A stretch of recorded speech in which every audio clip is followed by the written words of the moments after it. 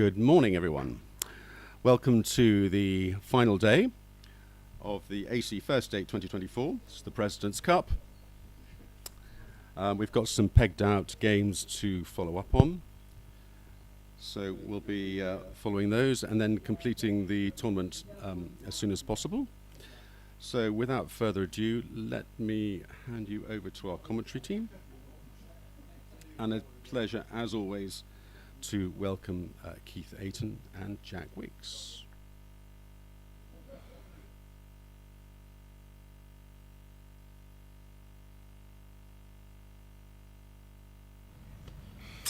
Morning everyone, morning Keith. Good morning, Jack. How you doing? Buzzing. How are you doing? Yeah, exciting, isn't it? The manager's decided that he's going to finish the last round, hasn't he? Yes. From last night. Yes. So this is round 12 games that are going to be finished this morning. One of the games did finish last night, but there's still 3 in play. So we've got down on lawn 1, we've got Stephen playing Debbie.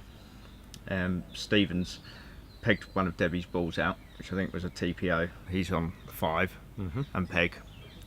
Debbie's on 1 alone. In lawn 3 we've got David Gocher against Robin Brown. They're not quite able to start yet because they're missing 2 hoops. But looks like the man's now arrived to put those in. David has TPO'd Robin and is in the middle of a 3-ball break. And lawn 4, which obviously what we're going to be looking at mainly, is the finish of the game that we were watching last night, isn't it? Yes, so Harry Fisher's in play and he's just taken off to hoop 1 from blue in corner 4. Right. He's not got an easy break if he runs this hoop. So blue's down just out of corner 4 and black's not far from corner 2. Yep. And he's now on hoop 2 with yellow on 4 back, and Gabrielle is on rover and peg.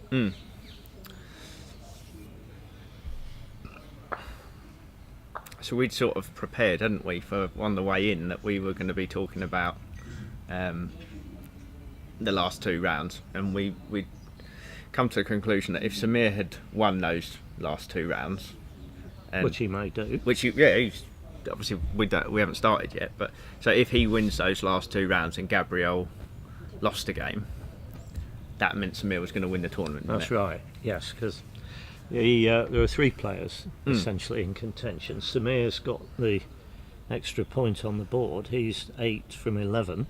Yeah. And both Robin and Gabrielle are 7 from 11. Yeah. And the key game will be Samir's game against Robin. Yeah, and I think we might be getting that on lawn 4.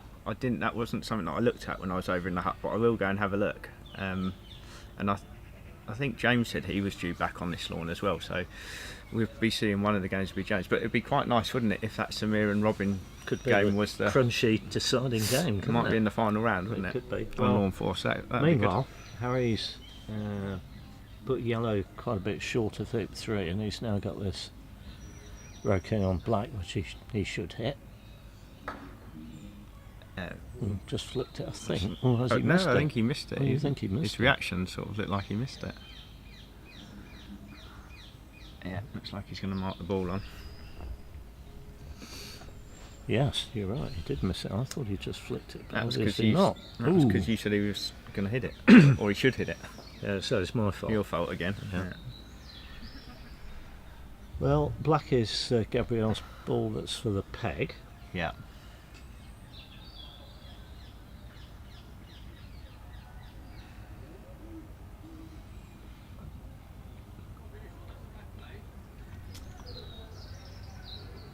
Yeah, we're going to get some company later on as well, aren't we?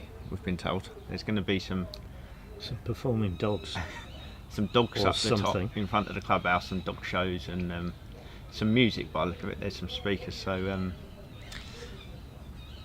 bit of competition. But it'll give us something else to enjoy while we're sitting there, won't it? Well, I'm just enjoying the prospect of what this lever's going to be. Yeah, have you got any suggestions? Well, I'll probably be leaving black. Once she's hit red with black, leaving red pretty much where it is. Mm-hmm. And this is just about maximising distance, isn't it? She's going to be laying up with a rush, pointing at Rover for blue. Well, maximising distance and getting yellow to play as well, I actually think. Right. So if you... I don't think she's not going to be moving red though, is it? Red's going to be staying there now. I would think so. Yeah. So what you thinking? Putting yellow in the middle of the lawn near Rover, maybe? Well, I think you just want to get it off. Well, she's got a rush pointing at corner one, hasn't she? So I think that's fine. Don't you just give them a really, really long shot and expect to rush to Rover and make it and rush to the peg and peg out? well, yes, but I don't want Harry to shoot with red. Right. So I would probably leave yellow. You see, you could potentially get yellow wide from blue and black, couldn't you? In towards Rover, you mean? Somewhere, not necessarily at Rover, but No, floating around near much Rover. nearer Rover than red is. So even somewhere near Hoop 1, maybe. Well, this where she's rushed it to now, she can do a thick takeoff, can't she? Sending it into the lawn a bit, going to blue. It's not easy to get a crosswire, is it? And if anything, she wants to push yellow north of the Hoop 4 and Hoop 1 line, because blue's in corner 4, isn't it? Yeah. So she wants to be trying to do the crosswire that way, if that's what she is doing.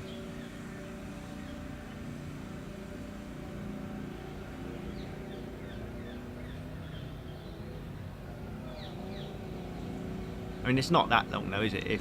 Where's she going to go to though? If this doesn't get crosswired, yellow at blue isn't really, really long, is it? No, but you've got... This is coming back up to corner 3, is it? No, surely not. That's too near red. Oh, take it back. It is... Well, that... Provided he can see yellow, that's a green light for red to shoot at yellow, isn't it? Don't you think? Yeah, and I think that's too short, isn't it? Like you're saying, if Harry wants to play his red, which he does because it's the Hoop 2 ball, she's just now giving him a much shorter shot by putting yellow there, hasn't she? I think yellow should have been left down maybe in the sort of what I would call the corner 1 quadrant. Really? I thought she could have done a thick takeoff. Potentially got yellow where she could wire using either Hoop 4 or Hoop 5 or both. Yeah, but I think the issue I've got with that is if you try that and you fail, again you're leaving a shorter shot, aren't you? Whereas if you just have yellow somewhere between corner 1 and Hoop 1, it's a much longer shot. Yeah. And it's still useful. You're right. No, I see that. It's still a useful ball because you can have a rush pointing at Rover that you might be able to cut over there anyway, can't you? It's still a ball in the middle, even though it's between corner 1 and Hoop 1. It's still a ball that you could use to make Rover from. Harry could still play red though, couldn't he? Shoot at yellow. It's a long shot, but he won't. Having hit it, if she's still hovering around corner 4, having hit it, he sends yellow to 3, gets a rush to 2, and that's a standard TP. But he could do that if he could shoot at anything, couldn't he? If it's not crosswired, he's shooting at the ball in corner 1, or he's shooting at the ball between Hoop 1 and Rover. Yeah, he could do. He could. So leaving it more towards corner 1 makes that longer. But she's now looking at wired. She hasn't got the wire. I don't know what benefit that is. I suppose it would be a little bit of benefit, wouldn't it, to try and get cross-wired from yellow. But she's not got it. Certainly not got it with blue. She might get the wire with red. But I think we're just expecting Harry's going to walk on and try and hit yellow with red, isn't he? Yes. And if he does, he's going to do a thick takeoff down to blue and black and try and get a rush to Hoop 2. Okay, so you're right. To get yellow to where you're saying, you thinking of how does she move yellow? Well, she couldn't, could and she? go to blue. Well, from where she rushed to on the boundary, Right, okay. she couldn't have got it to where I'm saying, could she? Because, like you said, she wanted to get closer to blue to make her okay, didn't Yeah. she?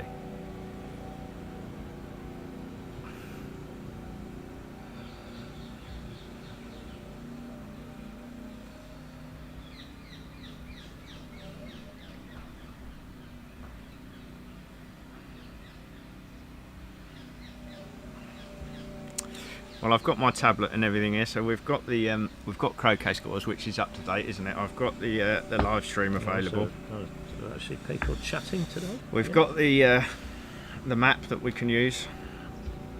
Is there anyone chatting? Hang on, I've got. You keep doing this. I'm not on the right thing, and you keep asking me to look at things. There we go. We've got Patricia on again. Someone from Gibraltar, by the look of it. Mm-hmm. And Nick Parrish is on. Wonder if Andrew's on. He said he was going to be watching, didn't he? He did. Pretty good. Well, Harry's taken his shot and missed. Oh, he missed, didn't he?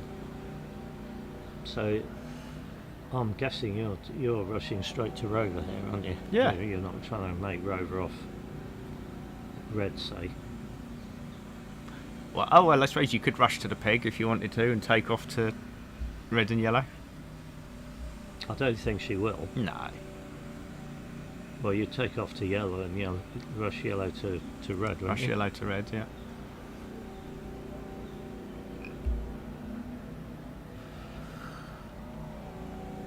Oh, she's now having a look at that. She's in two minds, isn't she? And that's the sort of thing, she could have been prepared for this turn, couldn't she? Already. She could have thought, right, if red misses yellow, Yeah. what am I going to be doing?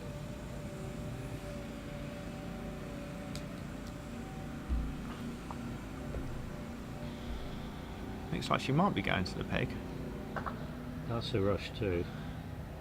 That is a rush to the peg, isn't it? That is a rush to the peg. Yeah. Yeah, okay. Well, I'm saying she should go to yellow here and rush yellow to red. I don't think That's there's what a I lot think in she it. is doing. Really? I mean, the thing about rushing yellow to red is you need to be able to rush yellow to red. If you just go to red first, you just need a roquet. Well, that's true, but then you've got to move blue 3 yards, three and a bit yards to get. You've got to keep blue on the lawn. Got to keep blue on the lawn. Bang! Oh, that is a bang. That's not good, is it? Because that's right next to Harry's Hoop 2 ball. Bang is the technical term for going off the lawn in a croquet stroke, isn't it? Well, You don't necessarily have to hear a bang. no, well, Could be a bang if there was actual wooden stop. that's board in why we there say that bang, isn't it? reverberates Yeah. as you hit it. I mean, it only goes bang if you hit it really, really hard. So a real, Yeah. sort of a real bang is just where it just Yeah. goes over, isn't it? Yeah. It just goes off, and then you shout bang, and it's kind of just a bit of a silly. I think Sam Chuba had the definitive bang. The didn't he? Hogan Drive. The Hogan Drive. Yeah. So this is a nice opportunity for Harry now, isn't it? He's going to get a hoop free pioneer, and he's looking at where he needs to rush yellow to get a Right. rush on black 2-2. Yeah, I think I'd say first of all I'd send blue to 3, Yeah. rush yellow to black. Yep. Make sure I get a good rush on black to 2. I'm not bothered about yellow coming back to hoop 3. No, before. you're just going to try and collect it after you've made hoop 2, aren't you? When Yes. you're sending your hoop 4 pioneer Yes. out. That's the best way of doing it. I was going to be a bit disappointed about that. Should Yeah. have gone to yellow. Mind you, she overhit the shot, so Yeah, I'd say it was not a very good leave, as we discussed, and then not a very good takeoff, was it? But these, as we said, these things do happen. and it's first thing in the morning, and the lawn's probably been cut. They did have a warm up there, didn't they? It was off by quite a long way, though, wasn't it? Yes. Um, Harry's.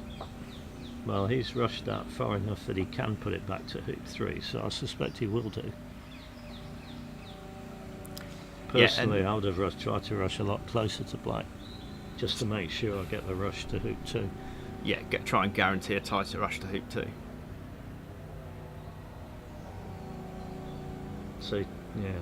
It feels a bit picky, doesn't it? That kind of thing, and I think maybe it is a bit picky, but it's just what Keith's suggestion is. Prioritise making hoop 2. Once you've made hoop 2, you've then got a 4-ball break, and you can start moving balls about easier. Especially because there's no point having a really good pioneer at hoop 3 if you don't actually make hoop 2. No, that's and if you do make hoop 2 and you want to start moving balls around, you have got your pioneer at hoop 3 already, haven't you? And this is why, Keith, you want to prioritise your rush, isn't it? Yeah.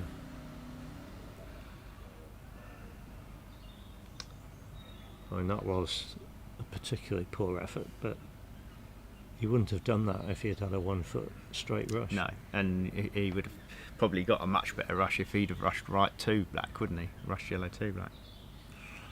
Nick's saying rush to rover, so Gabs should have just rushed to rover, which was definitely an option. And Eugene's joining you in that she should have taken off to yellow and rushed to red, having rushed to the peg. I think what you can do, actually, we didn't mention it at the time, but you can rush to rover and see what it looks like, can't you? You could, that is. And if it's a really good rush and you're confident you can make the hoop and get a rush to the peg, do that. That's a good suggestion, yeah. Otherwise, take off to yellow. Yeah, you can still take off to yellow, can't you? Yeah. To give yourself options. Now, where's this red going? That looks like Has it got it? Might be good, or it might have gone a bit too far. It's angled, but it's runnable. It is runnable, isn't it? And you can get up this reasonably hard. Oh, he's jumping. I'm not. That doesn't look necessary. Might be wrong. Oh dear. When you do those sort of jumps, do you hit the middle of the striker's ball? Do you hit the middle of the striker's ball? Well, you hit the ball with the mallet. You hit the ball with the middle of the face. Yeah. Yeah, do you hit the middle of the ball? You can't do anything else, can you? It's the middle, in some sense, whatever you do, isn't it? Well, I mean, if you hit with the middle of the face, you're also hitting the middle of the ball, aren't you? No, not necessarily. If you sometimes I look at those shots and I try and hit. So in that case, Harry was to the left of the hoop, wasn't he? So I try and play a jump shot where I'm slightly hitting the left-hand side of the striker's ball. Okay. You never heard of that? No. No. Okay. Don't know what that means. Okay. Oh well, mate. Well, I'm trying to. I'm not trying to be difficult. No. Okay.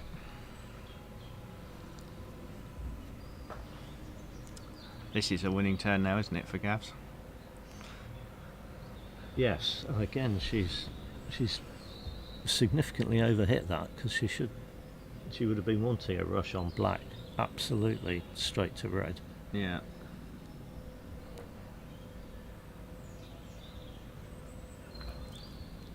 Dribbled it off. Yeah. Steered it over to the correct side. Now she should get a good rush now, shouldn't she? She should get a good rush. The thing to do with black here is make sure it's not in the way of the rush to rover. That's what she's managed to do. And she's got, this is the sort of rush that I would have liked to see Harry get to hoop 2 earlier. I'm assuming it's pretty straight and it's quite short. She doesn't like it. See, the other thing about the rushing is if the gap between your ball and the ball you're trying to rush is short enough, your ball is actually still sliding when it makes contact. Right. Okay, so in a set, if you're playing a straight rush, you can think of it as just trying to hit your ball to where you want the rush to go, maybe a little bit extra, but not much, because the energy transfer is such that your ball will just basically not move anywhere. If it's a dead straight rush. If it's dead straight, yeah. Whereas if a rush is the distance between the gap between your ball and the object ball Yeah. is a bit bigger, and your ball starts rolling, so that even after it's made the roquet, it will travel forward because of the spin that it's got. So you have to hit those rushes harder to get them and the correct distance. Are you saying that's because not as much energy is transferred into the ball you're rushing? I think years ago there was an article in the Gazette about this, and it's something like 5/7 of the energy only goes into the object ball. 2/7 stays in the striker's ball. Yeah. So you have to hit. At best, is that at best? Well, this is on a straight Straight rush. Yeah.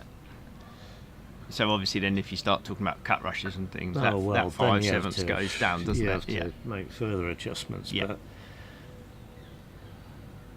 And that is one of the skills of the game, isn't it? I mean, we don't talk about that thing so much at this sort of level, do we? But knowing how hard to hit the ball is quite a difficult task, isn't it? It is. You just learn it though, don't you? You do. You don't do 5/7 sort of calculations in your head.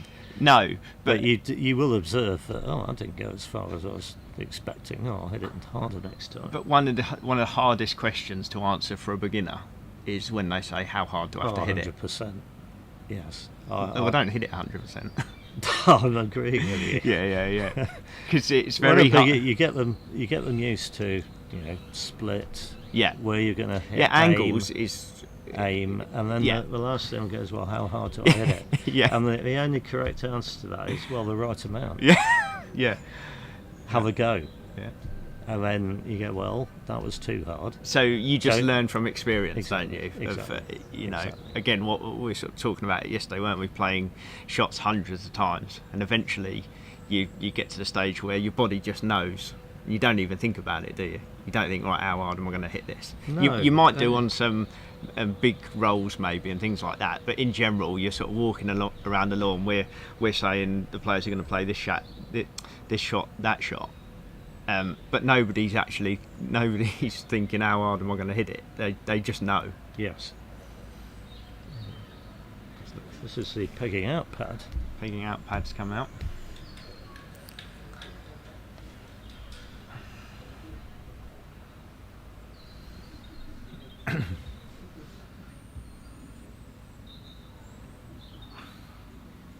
While she's lining this up, am I allowed to talk about what's happening on lawn 3? Yeah, Do you want that'd me be to good, wouldn't it? do that? You sure? Yeah.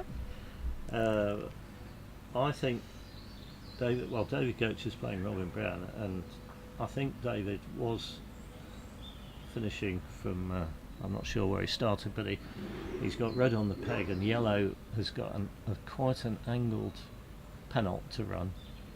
In a break. Well, I'm not entirely sure, because black isn't particularly near Rover. Okay.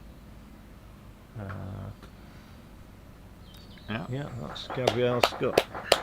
So Gabrielle is one of the people that's in contention, isn't she? She needs that win and 2 more. So she's now on 8 out of 12. But she needed 3 wins at the start of today, Yeah. I think, to be seriously in contention, and that's one of them. So Yeah. I mean, the issue is the most she can get is 10, isn't it?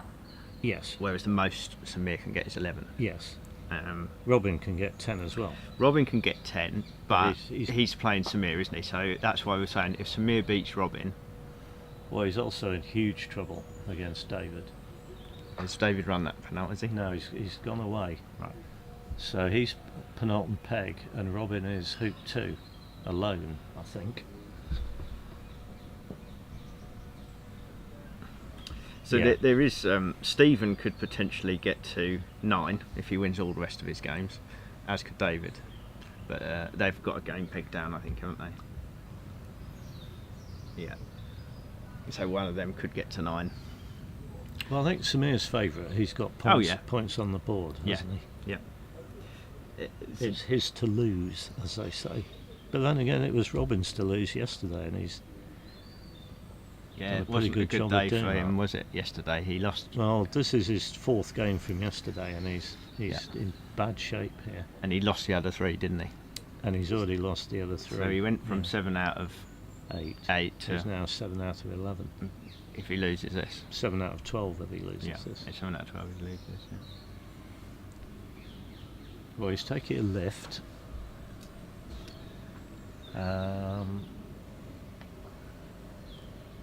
Yeah, his problem here is that David's peg ball, red, is only a few yards from the peg.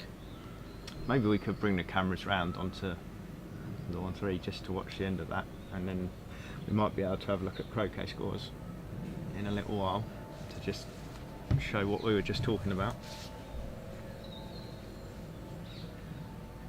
Andrew Gregory pointed out something on croquet scores that I'd never noticed. There's a much easier way to look at the scores, so I'm doing that now.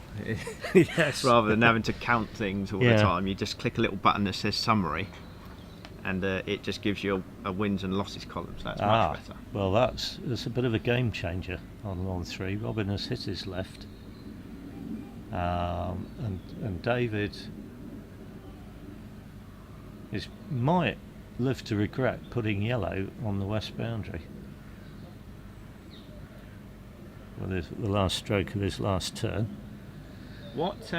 Because Robin could use that to make hoop 2. So is that his clip? Yes. 2. Yeah. Yeah, he's 2 alone. So this is a potential winning turn then for Robin. So this, if he wins this turn, this is going to turn into an OTP, isn't it?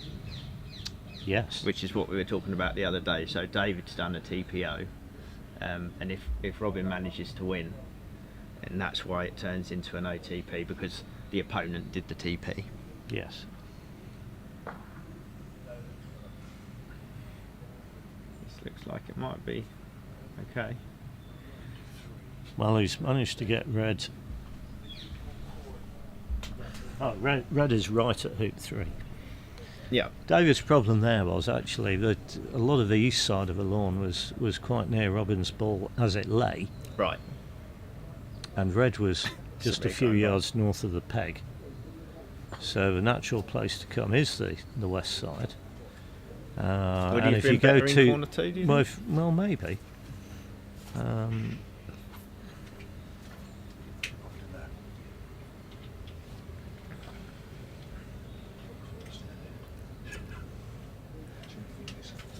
At this level, this kind of roll trouble up is- should be okay, shouldn't it?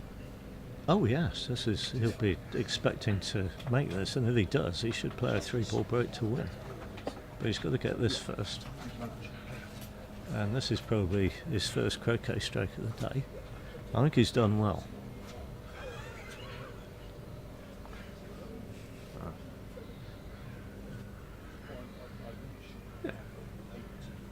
He's got a slightly angled hoop.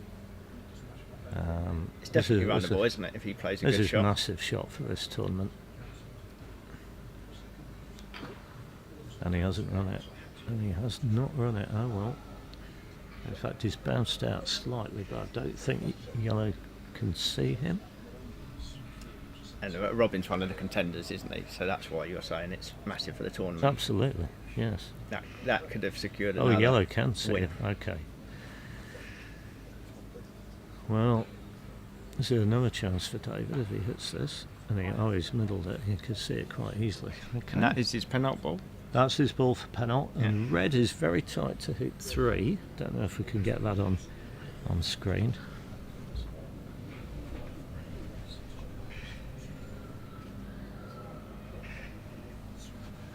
He's just gone to have a look at it to see whether he can rush it to penalty. Yeah. Our team in the other tent have found the summary button as well on croquet scores. Who's? The production team. Ah, they found it. All right. So it's very handy, isn't it? They can bring it up for us. So there you go. There's. I think we should give a shout out to Tim Murphy in Australia. Croquet who came Scores up with website. Croquet Scores. Yeah. It's a fantastic resource. Yeah, it's kind of taken as a. Oh, if you try and run a tournament now without putting it on Croquet Scores. Well, everyone's obsessed, aren't they, when they're sitting at home? Update croquet scores. Can someone update it? You know? Well, I was talking to somebody the other day who was around when I started playing, and I said things have changed so much. Yes. Back in the day, the only way you would know what had happened in the President's Cup, for example, was you're either there Well, you read about it in the Gazette about 3 months later. Yeah. Yeah, well, everyone expects croquet scores to sort of be updated every 10 minutes or so, don't they? Yeah. And it is sometimes, isn't it, if there's various people doing it. But I think at this tournament there's only Gabrielle updating it. And it's probably not... It is on their list of things to do, but it's probably not right at the top. Well, it won't be long before everybody expects all the big tournaments to be live streamed. Yeah. Yeah, I mean, people, whatever you give people, they want more. And Yes. we're all guilty of it. I'm guilty of it when I'm Yes, sitting at home. absolutely, yeah. Right, well, he's rushed near enough Penalt to be able to have a decent go. He didn't do anything with black. He basically just took off from it. So black is just a yard or so off the west boundary, roughly peg high. And he's under approached again. It's runnable though, isn't it? Oh well, he's not happy. He's not happy, but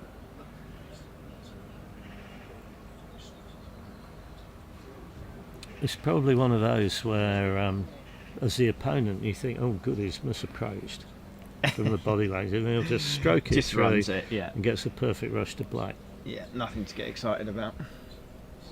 Well, we're getting some real Gaucho mannerisms here, aren't we? Yes, yeah.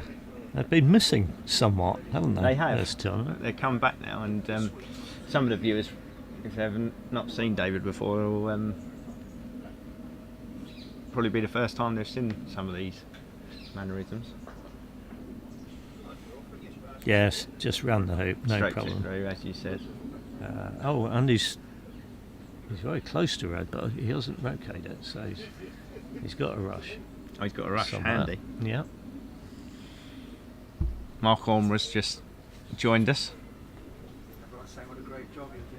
Are they? Oh, that's kind of them. Well, it's very kind of everyone, isn't it? We're just doing the easy bit though, aren't we, as we keep saying? Yeah, it's an easy game from these seats, isn't it, Jack? Well, he's rushed. Okay, he's rushed recently. He couldn't cut it too much because the balls were so close together. But he's got it down to Rover. I think he would expect to finish from here, wouldn't he? I expect him to, don't you? Yeah, I think so.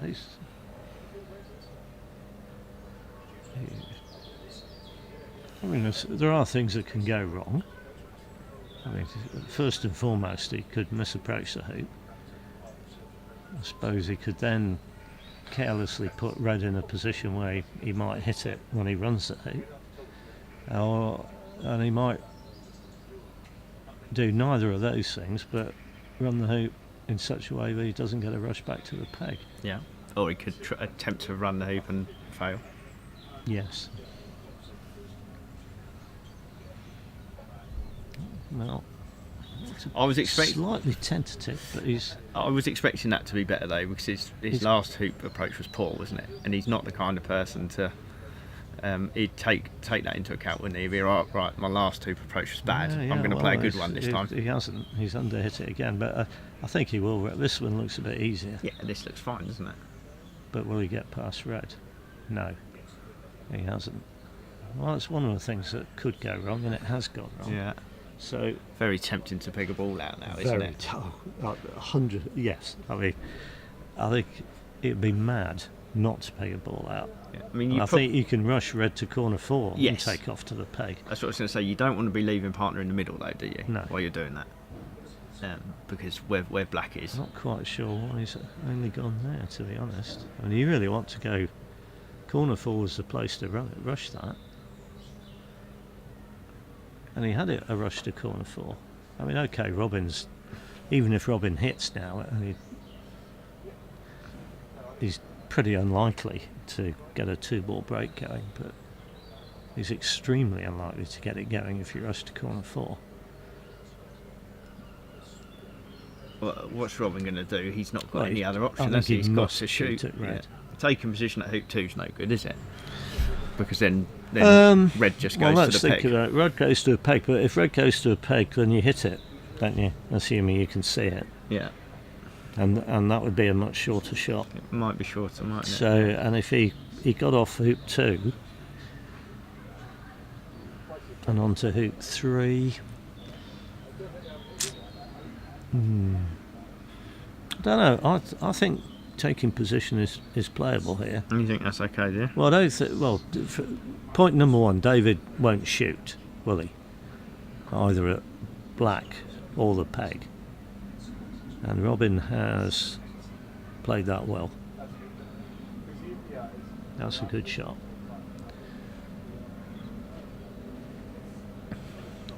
What do you do as red? Do you just lag so that your short stay 4 yards short, say? So that if when black runs the hoop, his shot's 4 yards longer? Or do you just try and reach the peg to give yourself a chance of pegging out? I think you go roughly there. So that's... Okay, he's hit that slightly too far. Too far, I think. Now, Robin must shoot now. Before the hoop. Absolutely. Yeah. Yeah. But, someone like Mark Avery might, well, I'm in front of my hoop. I knew you were going to remember that incident. Yeah. Oh, well, Robin is running his hoop. I don't agree with this, to be honest. Yes, he's got 1 extra point, but I think... It's longer shot now, isn't it? Well, yeah. Is it an easier approach, though? Is it 5 yards? I'm not sure it is easier, is it? It's a take-off, I suppose. Well, it depends. If he had hit red... Where would he have hit it to? Where would he have hit it to, yeah. Yeah. Yeah. It's interesting. I mean, if he hits this, he's hit it. It didn't look like it was a good shot, but he it's has hit. hit it. Yeah. Excellent. From the crowd's point of view, well, okay, he's got a take-off to 3, and red is useful. So let's say if he'd have hit that to that exact position before hoop 2, you've got to roll you've it got to off, roll. haven't you? And now So we're saying, well, I've got it completely wrong then. No, I'm not saying that. He should have run. I thought if it was me, I think I probably would have shot before hoop 2, just because it was shorter.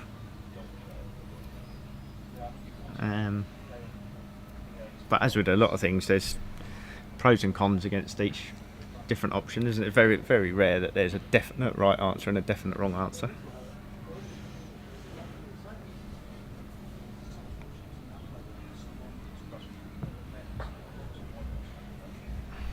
Needs to get position here. Needs position. Oh, he's hit the hoop. I think he hit the hoop then. So in the background, that's Debbie and Gabrielle starting. I think that's the first game of round 13 starting. Right.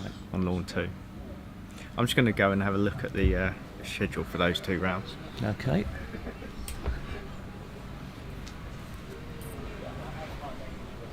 Yeah, it looks like Robin can't run the hoop, so he's going to have to take position. He hasn't really got anything else to do. He can't give David a lift because he's responsible for red, so he was checking that as well. And David's only 8 or 9 yards from the peg, going away from where Robin wants to be, so this is a free shot at the peg. And I think if I was David, I would take this shot hard.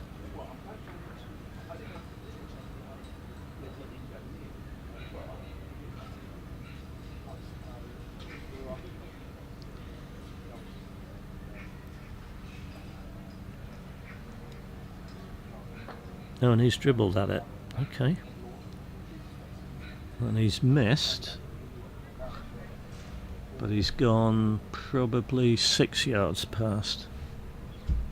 Maybe 5 to 6 yards past. So again, I think this time Robin runs the hoop and then tries to hit red. This time he's making the shot at red shorter. Oh, only if he makes the hoop though.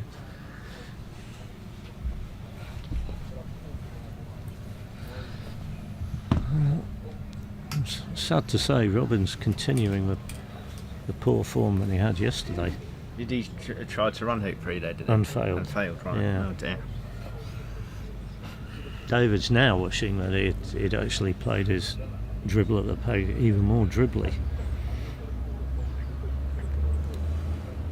This time I think he'll go fairly firmly, I'm expecting. Unless Robin's on a wire, in which case he can just dribble this. How far away is this then? About 4 yards? It's about five or yards. 6, I reckon.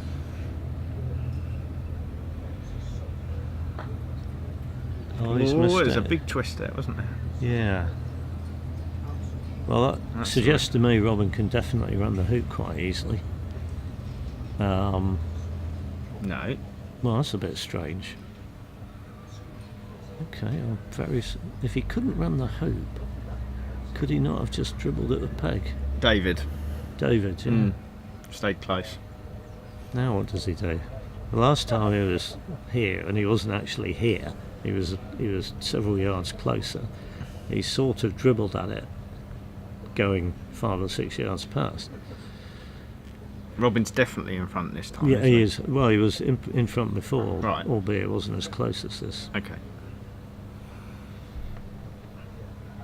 He's gone dribbly again. He's looking at it. He is looking at it. Shard. And he's hit it this time. Well, yeah. Oh dear, so that's not Robin is good for Robin, is it? technically still in it, but he has to beat Samir.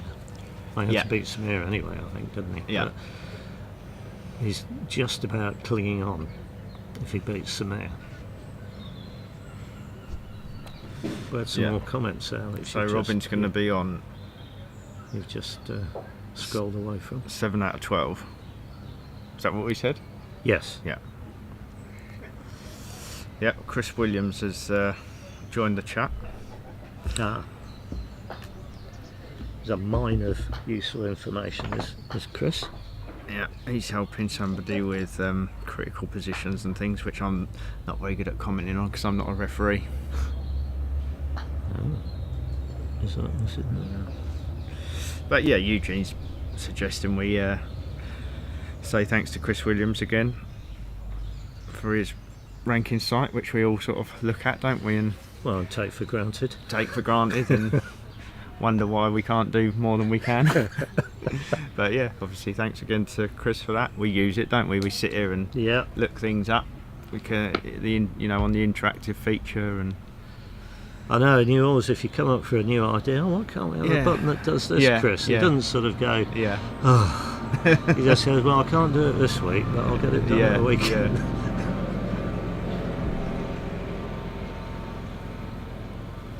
Now, what happened in Samir's peg down game? Do we know? Samir didn't have a pick down game, did he? Yeah, he was two. No, he was Samir had finished. 11. He was 8, wasn't he? Yeah, we've got 11 now. I'm gonna go. Yeah, but that wasn't in this round, was it? That wasn't one of the ones that they were just trying to finish. Oh, he finished at round 12, did he? Previously, last night.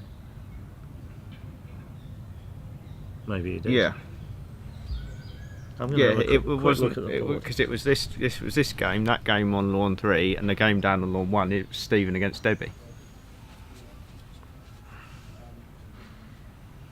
Samir is pegged down against David Gocher.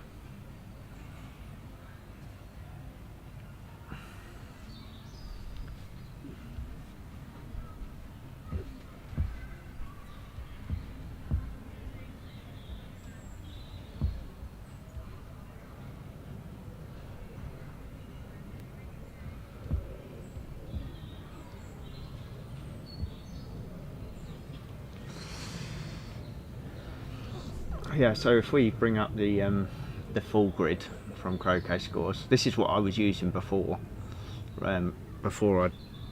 Andrew Gregory pointed out the summary page. So this we can see, yeah, Samir's got Harry and Robin to play. He plays Harry in round 13, Robin on the show lawn in round 14. So that's a good game for us to have on the show lawn in the last round. Right, Samir's peg down game is against David Gocher. Yeah, that's what I was just saying. So he's pegged down against David Gocher. And apparently Samir's on Rover and Peg and Gocher's on 1 and 2. So he's a long way ahead in that. So what are we getting round 13 on here? Round 13 on here is going to be James and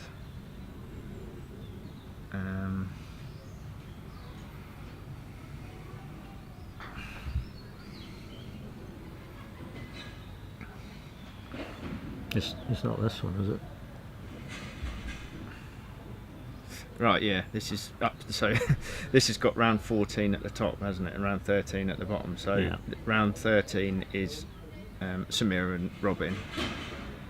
So that will be next, not last. And the last game will be James versus Debbie.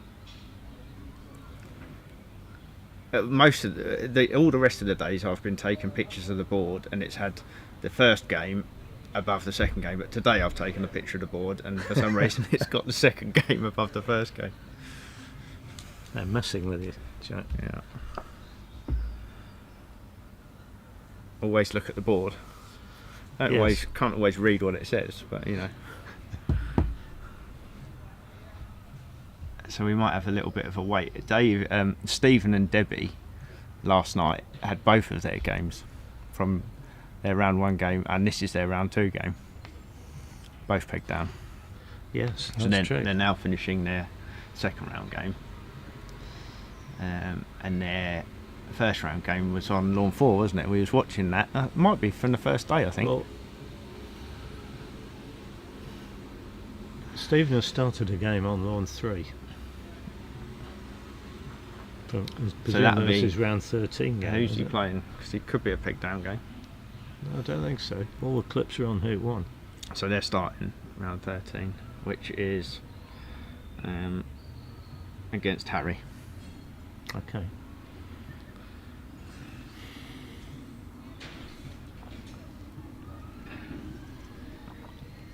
Play started on 1 and 2 as well, by the look of it, or at least players have gone down there.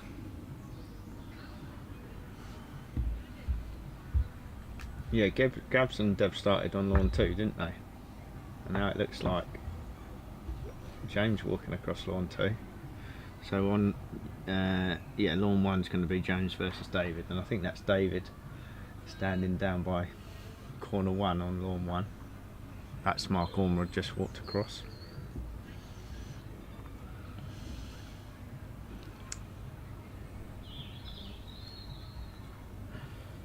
So this game on lawn 4 will start in a minute. Samir and Robin.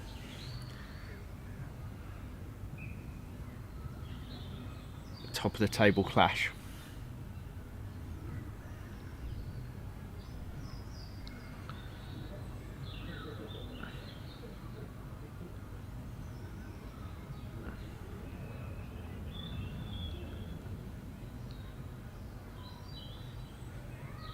And we're getting lots of interaction on the comments now, so that's great. I can't quite keep up with all of it, but let's try.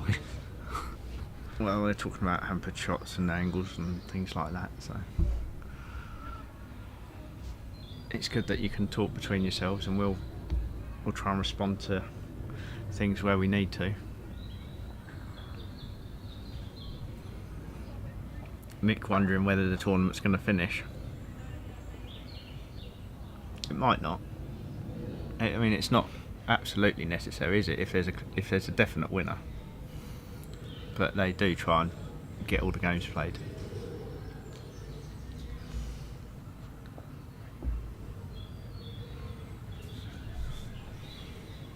Well, this is an absolutely critical game, isn't it? Could be a corker, couldn't it? If Robin can re-find some form. Yes. Although he's not started the day brilliantly, as we just saw. No.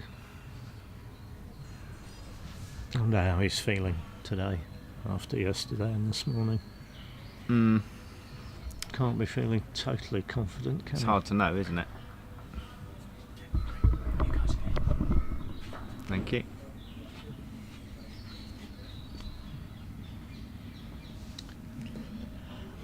So, Samir, that suggests to me they're not playing super advanced. I wouldn't expect them to. No, I don't think. He's tested the pace of the lawn nicely there. I don't know if he was trying to leave the ball in lawn off the yard line, but he's failed. So he's got to wander over and mark it in. Do you think he was just trying to do that to, like you say, get the pace, or was he trying to put out an anti-duffer? I think he was putting out an anti-duffer, but why do we call it an anti-duffer? It's to stop people putting a duffer tice out, because you're essentially saying, I'll hit the duffer tice and I've got room to take off behind blue. Yeah, people might not know what a duffer tice is. And we're not going to find out this game. A duffer tice is a ball sort of played from bead bolt near hoop 6. Yeah. Some people put it a bit south, some people put it level, some people put it north of the hoop. But it's quite a short shot from bead bolt. But it's a shot that third turn can't really afford to miss hard, because it goes into A bolt. Yeah. Whereas fourth turn doesn't really care about that. We saw it, didn't we, on this lawn? Samir put a duffer out against Stephen, and Stephen dribbled at the duffer, just about sort of reached the peg. He missed.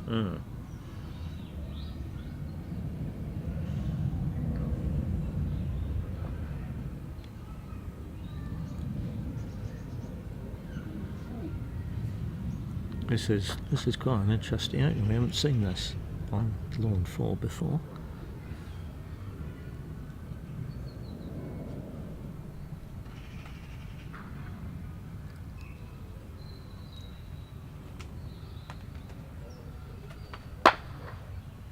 Samir's Not a good shot. No, he's missed that comfortably to the right. It's an interesting one, that. So against the standard first ball, Robin has gone probably just north of corner 4. This is something else you get a bee in your bonnet about, isn't it? I do, yes, I do. And Samir's avoided what I regard as the trap of this opening, which is to just shoot at partner from A bolt. Yeah. Joining up if you miss, and then Robin gets a 13-yarder at yellow with 2 balls together about 10 yards north. And enough space to get a hoop 2 pioneer out. 100%, yeah. So, but by taking this shot, if Robin's got yellow placed correctly, he should now have a double target. And he's gone through the middle. I didn't watch carefully enough. Oh yeah, yellows. Yeah, he did not get yellow close enough to the corner, so that's presumably why Samir felt quite safe. That was never hitting black, was it? You can taking see the shot that to the replay. south boundary. But Samir, it might have looked a weird shot that Samir took, wasn't it? But he was sort of trying to take a double, wasn't he, as well? Yeah, he made it into a double. A very long double. But he also knew that if he got to the south boundary, he wasn't leaving a double target. You're right. Because yellow was so far north of the corner. Yeah. Samir's gone for this. He's tried to get a cannon. This could be quite a good one, couldn't it? I think he has got it. Viewers to watch. People might have not seen this one before. No. Right, so this is a don't try this at home, folks. Shot. Oh, is it? I don't know. Well, no, not unless you've practiced it. Right. What he's doing here is he's taking croquet from red. He's got a 3-ball group or a cannon, and normally you would set up the balls so that you croquet red somewhere and make a roquet on yellow in the same shot, but he's not doing that. He's promoting yellow towards hoop 1 as a pioneer. Looks good. Whilst sending black near blue. And he's played that pretty well. Yeah. I'm going to suggest he has practiced that at home. But the thing about it is it's very easy if you just play what you think is a normal split angle, because there are 2 balls in front of your ball rather than just one. What typically happens is that your ball comes out at a much wider angle than you're expecting, and had that happened there, then black would have gone off for lawn short of blue. Yeah. So that's why it's worth practicing it.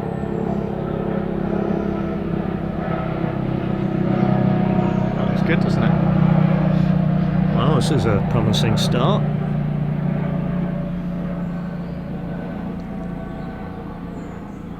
And that promotion has just given him a pioneer at Hoop 1, hasn't it, before he's made Hoop 1, Yeah. which has allowed him to get a pioneer to Hoop 2. Absolutely. And it's not very often, unless your opponent breaks out, it's not very often you get the chance to make Hoop 1 off of a pioneer, is it? You usually rush into Hoop 1. Yes.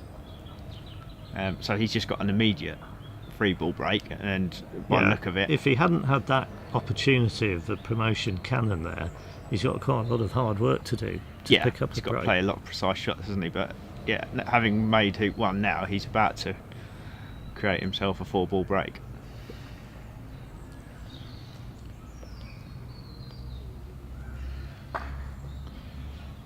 So we mentioned yesterday he does do some popping, doesn't he? We think it's normal advanced. He did. He didn't do anything yesterday. I did don't he? think I think he was will. playing David, was he? I don't think he will And do he just had a ball to fall back. any popping. I think he's just gonna. He might see an MSL. I think. Does he like them? Pass. If anybody knows, let us know. Chris will know. Yeah, Chris.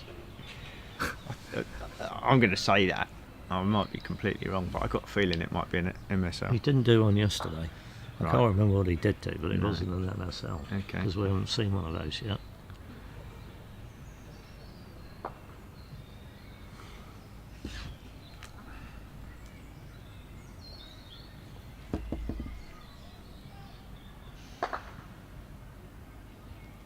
What I'm not sure about is on this chat on YouTube whether it stays there.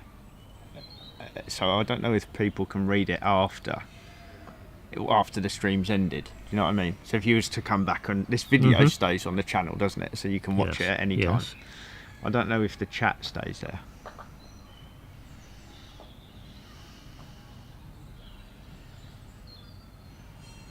What do you think about this?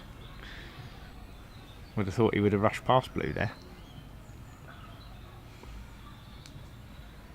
Well, the good thing is he's coming on the rush line, isn't he? By playing a split shot Right. from where he is. Okay. Oh, it's not difficult, is it? It's absolutely fine. He's actually not played that really particularly well. Yeah, it looks like he might. And you have might rushed. think, well, he's close to blue. What's the problem? But he was actually trying to stay short of blue, wasn't he? Get a rush to improve the chances of him approaching this hoop successfully. I'm sure he'll be fine. But he would have liked to approach from about a yard straight in front, and he's now 3.5 yards.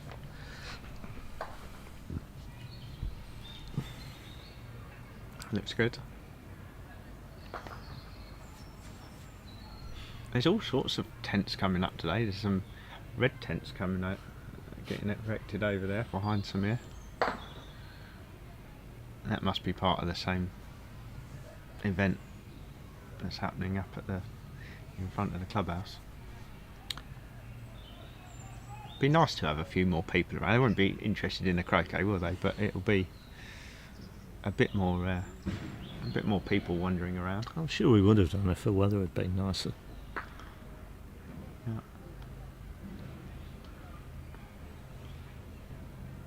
So it looks like he's taking a rush all the way down the lawn. Go and get yellow.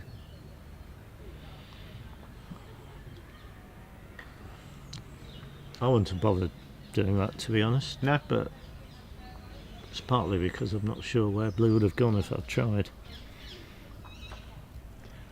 Yeah, I think I would have done I that. think he could have just tapped that and played a split shot, couldn't he? Anyway, I wouldn't be concerned about playing that rush that Samir's played. Where yellow is, he's played it well. It doesn't really matter where blue goes down there, does it? It's a big area behind yellow. Or where are you worried about rushing it to? You think you might rush it somewhere near corner one? Back of hoop 2, Right. off the west boundary somewhere. Yeah. Anywhere is possible. But he's reaped the benefits of doing that. He's now got a much. Well, he was putting blue to fall from much closer, so he's done it accurately. Now Samir, several times we've seen him put out an early hoop 6 pioneer. Do you think we'll see that? this time. I'm hoping so. It's very easy to do.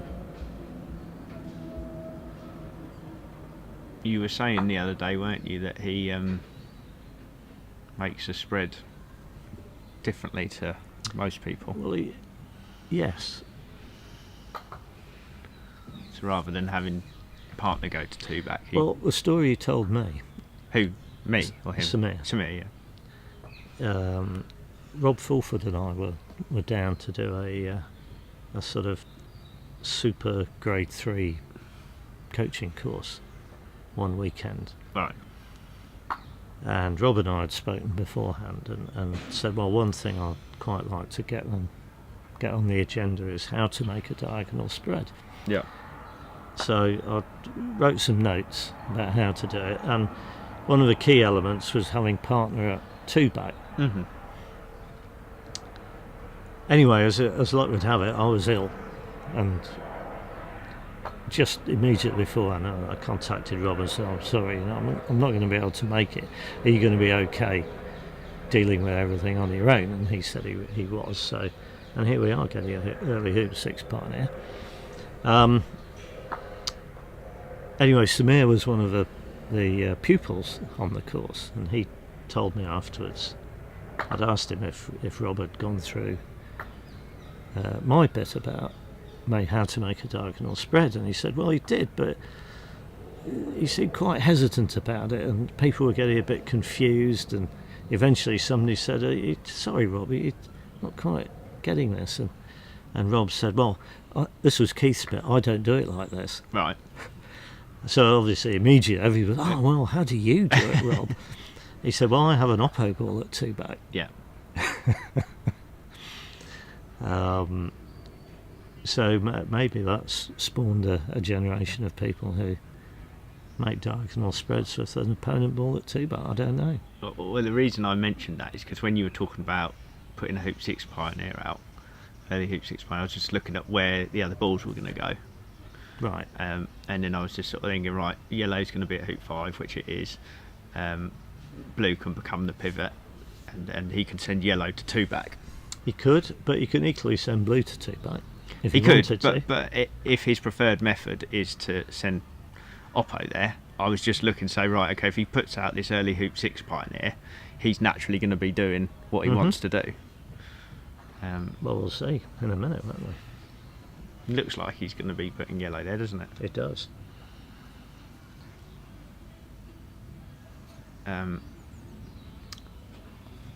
So I was just thinking around, one thing to think about is an early hoop 6 pioneer, but the other thing to think about is which way round are the other balls at hoop 4 and 5 if you want to be doing an early 2-back pioneer. It is, but you can swap them over. You can swap them over, yeah. Very easily. Yeah. The interesting, the difference between my method and let's call it Rob's method is I'm trying to get the opponent ball that's going to be at the peg before I'm making 2-back.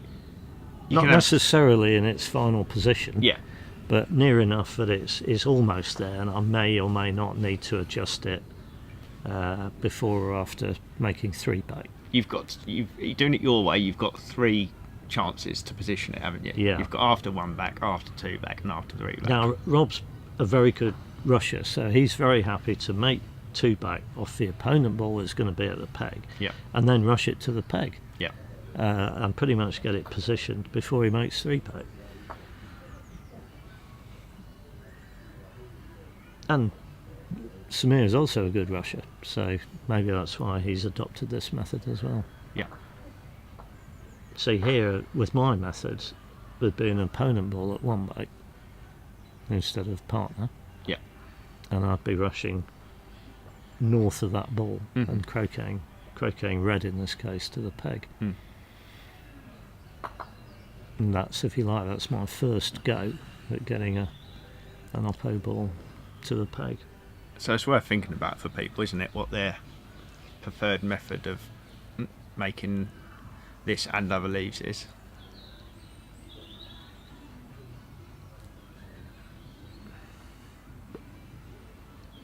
I'm not sure I'm I'm not sure I'm got a 100% preferred method.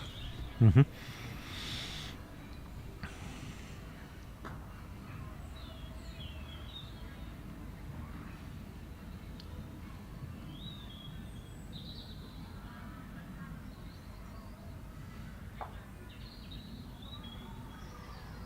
Well, in Samir's method here, he will be swapping blue and red over, won't he? Because he will be sending red to 3-back. Yeah. Because as we've probably said every day, Mm-hmm. you don't want to be making the last hoop of your turn off partner. No. Just because it gives you more flexibility Yeah. to rotate partner last after making your last hoop. Doing Samir's method, he's put blue in a really good place there, hasn't he, as a pivot. You might just think, oh, I just need a ball in the middle. Mm-hmm. But he's put it in a good place so that if he does rush back after 2-back, he's got a nice shot, nice easy shot to position yellow at the peg, as you said, and rush. Looks to me like he'd then rush blue past 3-back and croquet it back into the centre.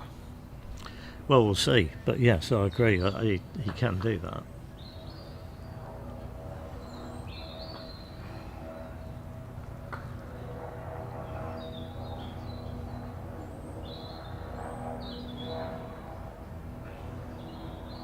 I think it's useful for people who perhaps are less experienced at the game, maybe in their first year or two of playing, Yeah. to appreciate how the what we're calling the pivot moves around a lot.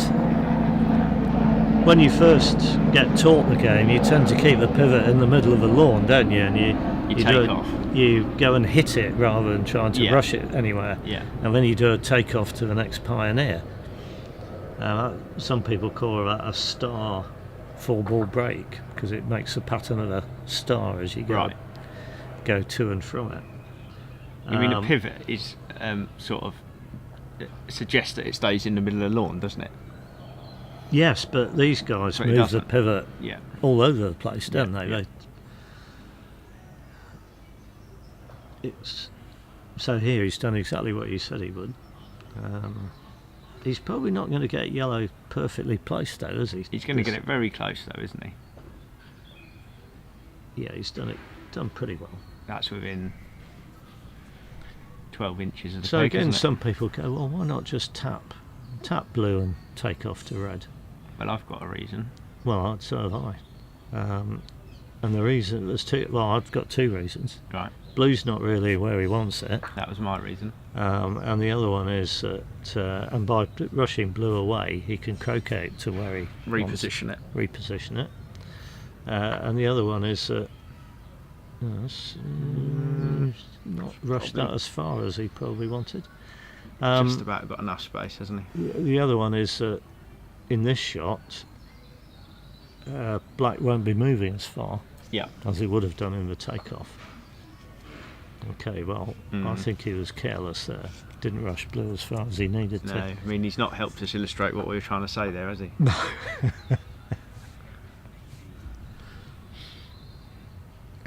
And that wasn't a very good rush either, I don't think. No. Just a little bit sloppy. I think ideally he would have wanted blue back in the lawn a lot closer to yellow. Yeah. And he also ideally wants to rush red closer to yellow before croqueting it over to the west side of the lawn. Yeah, I mean, he's just got much longer distances involved now, isn't he? Yeah, and he's going to... I just feel like I just keep saying the same thing, but those last few shots, they didn't cause him any problem in regards to making the hoop, did they? No. But they've given him a problem in that he's made getting a good leave harder for himself. Yes.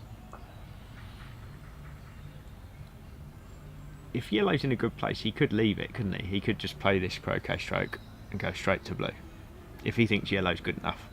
He could, and if it... Yeah, he could.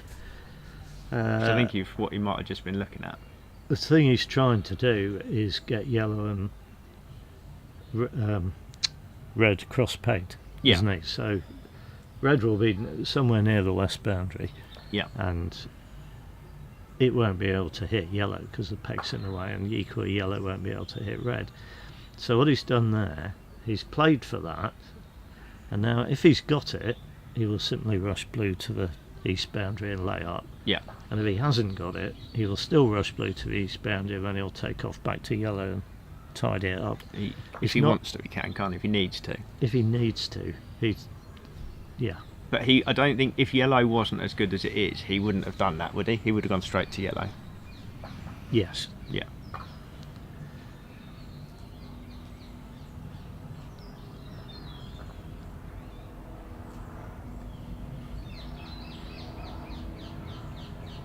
We'll find out in a second. Yeah, I think he thinks he's got it. I pretty think he much thinks as that's he good wants. enough. I'm not Yeah. expecting him to go back to yellow now.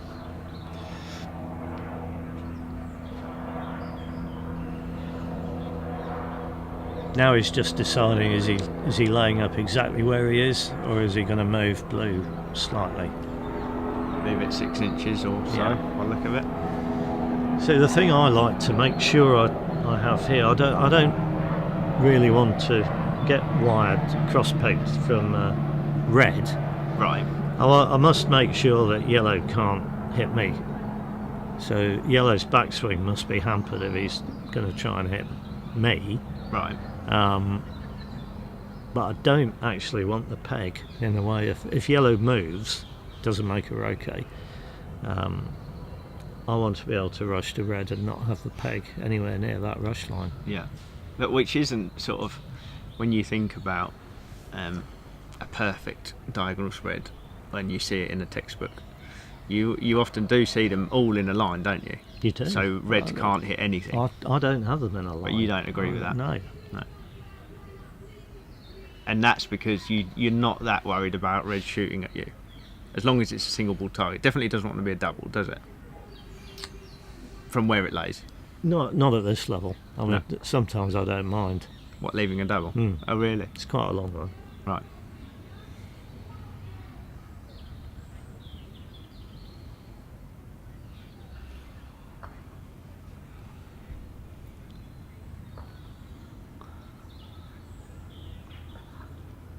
Well, He's been shooting well, hasn't he, up until yesterday? yeah.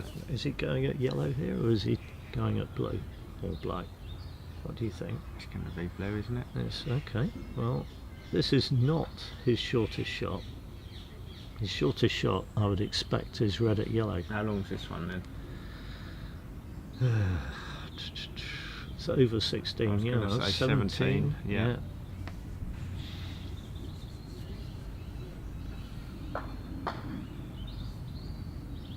He liked it. Yeah, didn't hit it out. Well, So what? It was shorter than taking what we called a long left shot, wasn't it?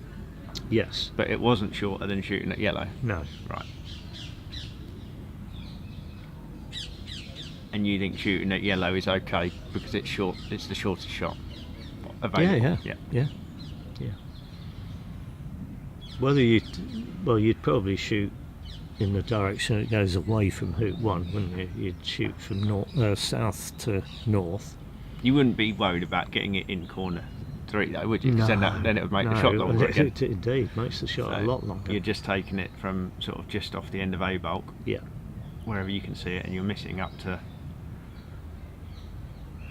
somewhere in B bulk.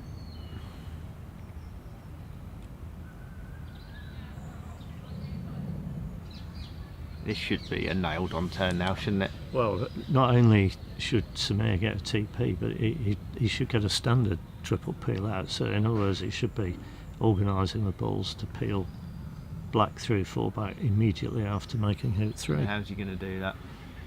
Well, Black is going to be his hoop 2 pioneer. he doesn't have to do that, does he? He could rotate black first, Take off behind red. take off behind red, Yeah. rush it near a yellow, send it red to 2. Okay, he's decided not to do that. He looked like he was looking at the boundary, didn't he, to see if he was going to trust taking It's one off. of those where it really ought to be quite easy, but once you've rotated black, it looks a lot more difficult.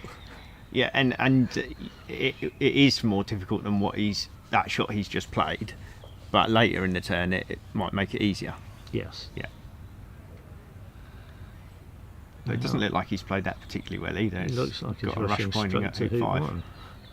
He has. Okay, maybe that's what he played for then. Okay, well he's And why has he done that? He's done that because of the parity, hasn't he? He's done that because once he's made hoop 1, hopefully he'll, from his point of view, he can get black to hoop 3, get a rush on red towards yellow, get a rush on yellow to hoop 2.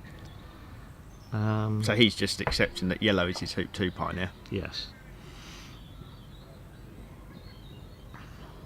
And that kind of, again, is doing something a little bit more difficult now, isn't it, at the start of the turn, to make the rest of the turn easier, because he's rushing to hoop 2 from further away rather than have a hoop 2 pioneer. And there's more justification for doing that here, because he's got red in a place where he can rush red pretty well. He's rushed black in the worst possible place here, hasn't he? He's going to be able to get it somewhere. Well, he's also got three, to get blue on the rush line for red to yellow, ideally. Yeah. So he's got hoop 4 in the way of, potentially in the way of both of those. Yeah. It's going to be okay though, isn't it? Like you say, it's not ideal, but it's not going to cause him too much problem. Well, he won't want to just graze past the upright, will he, with blue? He's still going to give yourself a margin for error. And he's actually going right. He's going the right side of the hoop from his point of view, which will make this rush longer. And he's nearly hit red with black now. Well, he's okay. I mean, for this is pretty much just a standard rush for Samir, isn't it? He's confident he can hit this in the middle. Oh yeah. I mean, that was unlucky, wasn't it? It wasn't really his fault there that he rushed to the exact position where hoop 4 was in the way. Well, it's one of those, if you've thought about it, as in it could happen. You could argue, couldn't you, that he should have thought, right, I definitely want to avoid that. Yes. And how do you avoid it? Well, you avoid it by smashing black as far as you can, or deliberately keeping it short. Yeah. I don't think I'd be too critical of him, though, for ending up in that position.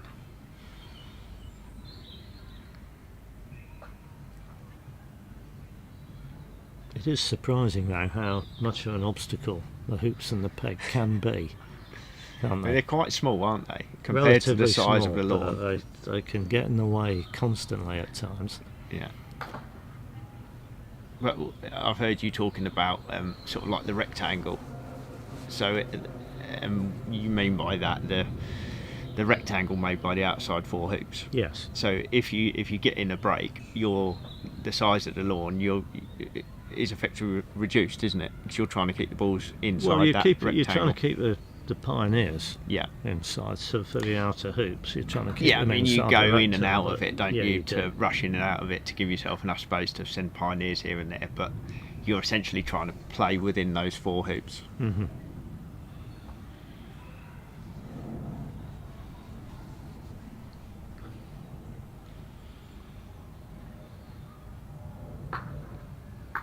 Yeah, you see, Samir uses a technique of casting. I mean, he's very practiced at it. Yeah. He casts on everything. Even if it's just a little cast like that. I think that if you're learning the game, I wouldn't advocate casting on big croquet strokes. Yeah. Just because if you're swinging over the ball, you're not swinging over the ball when you're trying to hit it. Yeah. And getting the angle, not only the direction, but also the angle the mallet head is at when it hits the ball, needs to be accurate for different ratios, doesn't it? It's different for different ratios, and you need to get it done accurately. And I think casting over the ball immediately before you play the stroke makes it more difficult to do that. Right. But Samir's learnt how to do that, and he's played the game a long time, so it makes it look easy. Yeah, I don't know if he does it for split shots, like you say. I think he sort of just tends to do it for the straight drives and those sort of shots, doesn't he? Not sure. Well, I'm We going can to keep watch, an eye can't on we? him Yeah. now. Yeah. I mean, we could perhaps sort of talk quite a lot about this triple peel, perhaps, in the sense that we've seen it a lot, haven't we? Yeah. And probably most of the viewers have seen it hundreds of times, probably. But there might be some people watching that have not seen top level croquet. This is almost the first standard triple peel we've seen. Yeah, isn't it? I think. and people might not even be aware what a triple peel is or what the advantage is why we're talking about it. Yeah. Okay. Well, the peeling is sending a ball other than the ball you're playing with through its hoop. Yeah. So in this case, black is for 4-back, and he's going to be trying to send black through 4-back, although he's playing blue. Yeah. And the advantage from his point of view, well, let's say he didn't attempt any peeling. The most progress he can make here is to get blue through all 12 hoops. Yeah. And then he would be for peg with blue and still for 4-back. And he won't have finished the game. So Robin would get another turn. Yeah. Whereas if he can peel black through 4-back and then later on penultimate and then later on rover In the same turn. in this turn, such that black is then for the peg, Yeah. when Samir makes rover himself, he's then able to peg black out Yeah. as well as blue, and win. that would finish the game. Yeah. So it's just basically trying to win the game this turn so as not to give Robin another turn. Yeah.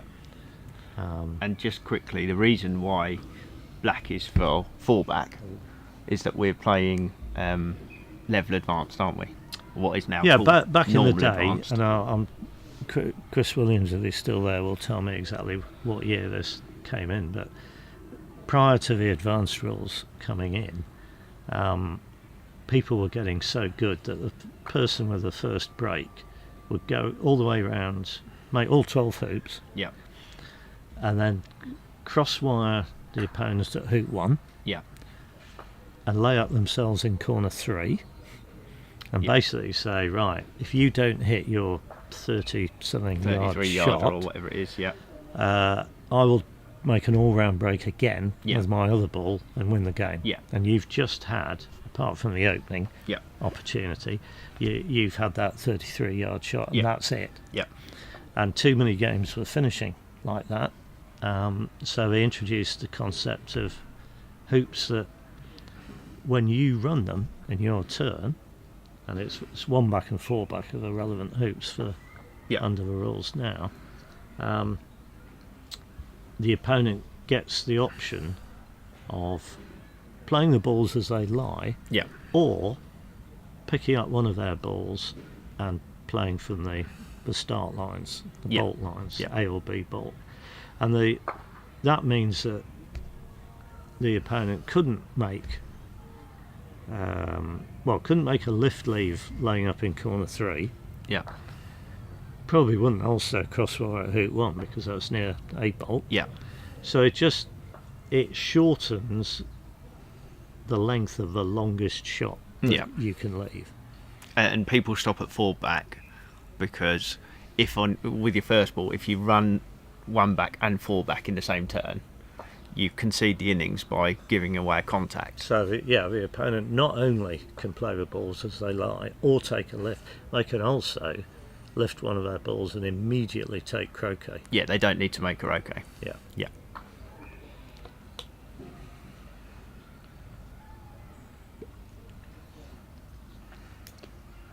So he's not got a rush out of hoop 5. Right, so he didn't peel black, but he did get it in the jaws. Yeah.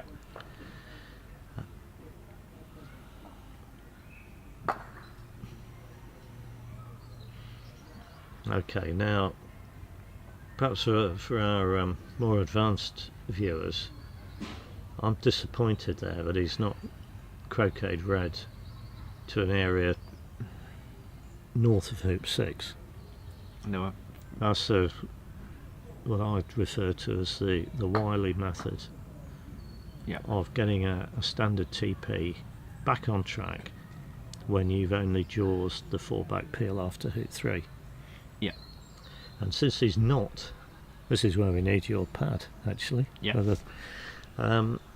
Since he's not done that, we won't actually see it happening, but I think we may be able to help the viewers appreciate it if Jack gets his iPad diagram going.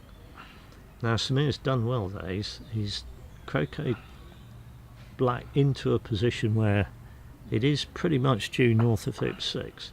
It's quite a long way north though. But he may get this standard TP back on track anyway. But if he hadn't managed to roll black directly north of penalt, then he wouldn't actually be able to get the penalt peel going to yellow.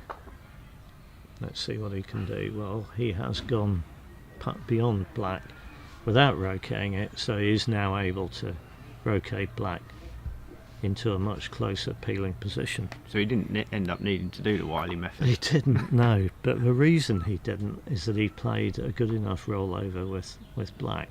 Yeah. But sometimes if you can't now rush it to a position where you can peel it, then you're behind schedule, aren't you? Yeah. I mean, you can have a look at this graphic if you want to.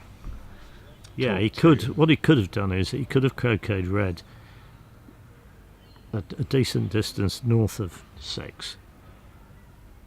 Rush peeled. After he's run hoop 5, isn't it? This is after he's run hoop 5. Rush peeled, like he did, rolled over, and you could roll over sending black closer to penalt. Yeah. But you actually don't want it to go directly north of the hoop. Yeah. And you run the hoop to red.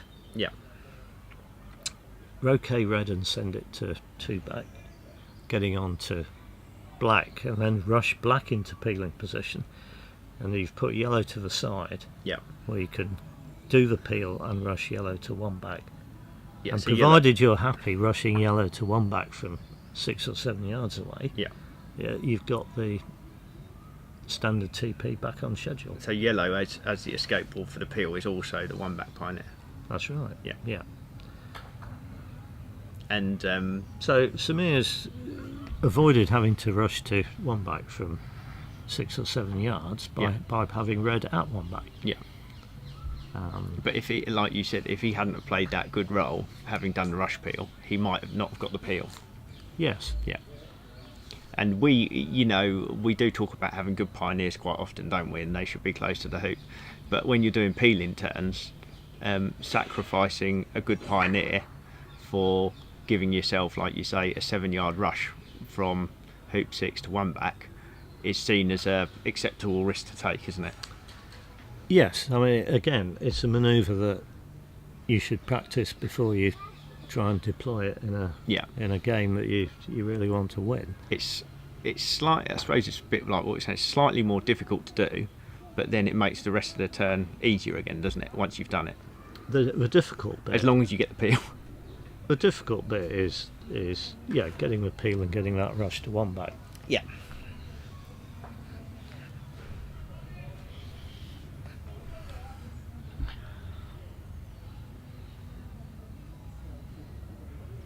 Anyway, Samir is proceeding along, so he's got the penalt peel. Yellow's a bit short of being a good pioneer at 2-back.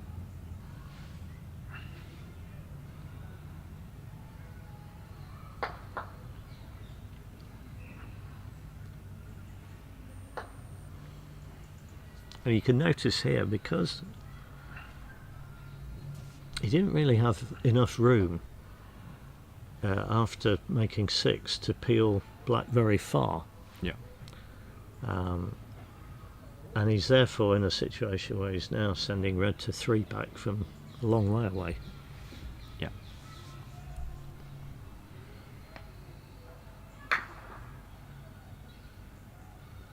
In a situation where he also wants a rush on black, and he hasn't got a rush on black.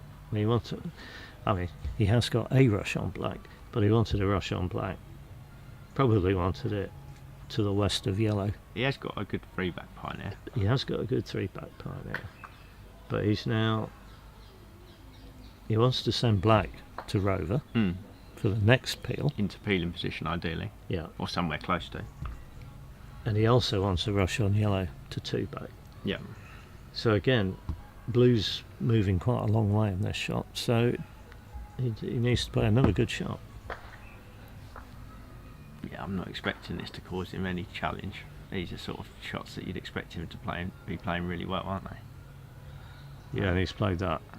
Played that really well. Well, yes, he played it very, very well. Black is very close to rover, but it's in a situation where it still needs a little movement to get it into peeling position. Doesn't have to rush it towards rover though, does he? He's got it in a position where he can stay south of it and rush it in front.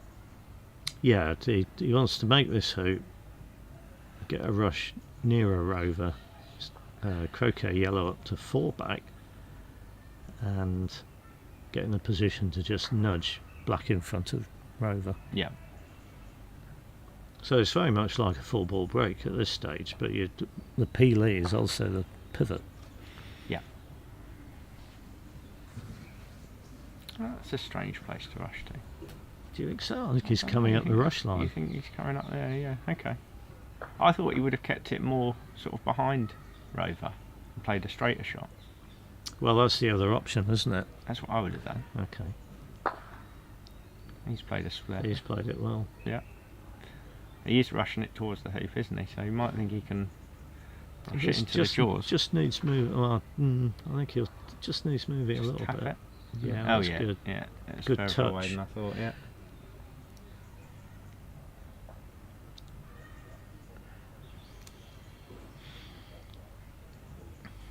Well, Robin's hopes have sunk, I'm afraid, at this stage.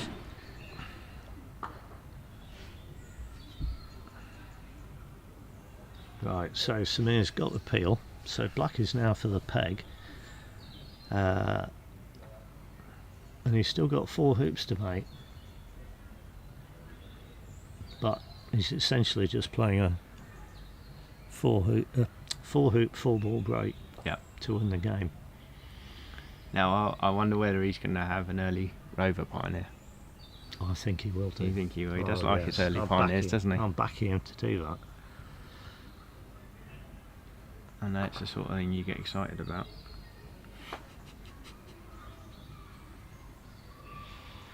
I mean, what else would you do here? He's got to, hasn't he? Yeah. Well, if he's not actually sending it to rover, which he has. I don't think he had any choice because of where he peeled black to. Yeah. If he'd have peeled black by a yard or so, you've got an option, haven't you, to send red to. You've still got enough room to send red up to penalt and get a rush on. You could send it to penalt. You could just put it as a pivot, couldn't you? Yeah. Either way, I think you're rushing black up to somewhere around here, so you're putting it to penalt. Yeah. And the good thing about black being at penalt is that it's not the pioneer for rover. Yeah. So you can leave it near the peg. Before you make rover, he'll leave black near the peg. Yeah. Ready to be pegged out. We've seen him at least twice on here before, and he's played well both times. Yeah. Oh, actually, well, he played very smoothly in one game, and he got beaten by James Death in another. Yeah. But James played particularly well that game. Which one was that? Was that the QPO? Yeah, I think so. Yeah.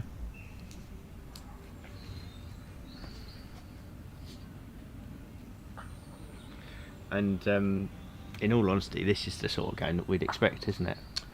Playing in the President's Cup at Hurlingham. We wouldn't be expecting, to see some of the play that we've seen over the previous few days. This is the sort of level that we're expecting, isn't it? This is the neatest game we've seen on Lawn 4. And Robin... what is this? This is 7th turn?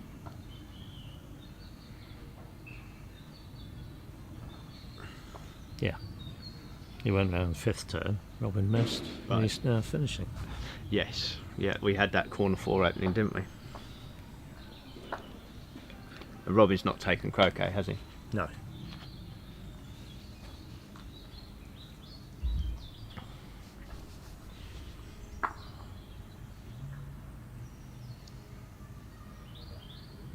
Samir's won it before, hasn't he? We said. Did He's we a say couple of twice? times, both on the Isle of Wight. Oh yes, the Isle of Wight specialist. Yeah. So this would be his first win on the mainland.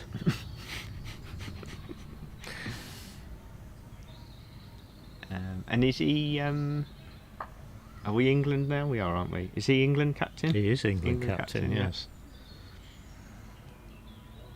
How many times has he played in the MAC? 3. He's played 3 times. Yeah. Yeah. And also, chairman, I think, isn't he, of Croquet England? Does that sound right? Chairman of the Board of Trustees. Chairman of the Board of Trustees. Yeah. So he's somebody that and does. he's also on the World Croquet Federation Management Committee. Right. So somebody that does a lot of volunteering for the game. Yes, I think it's fair to say. Yeah. Yeah. As well as playing really well.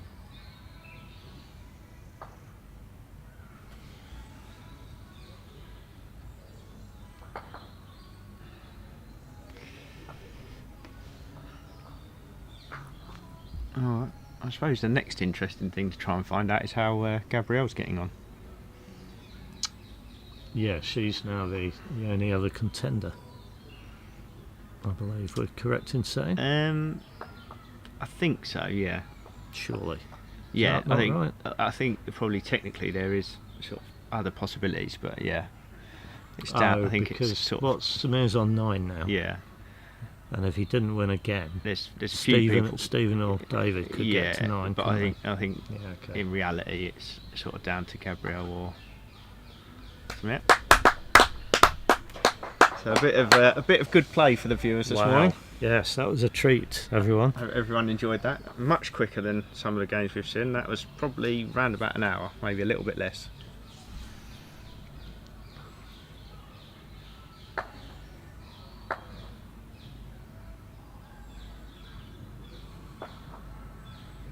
Robin said he's going to try and fit pegged game down. Pegged game. No.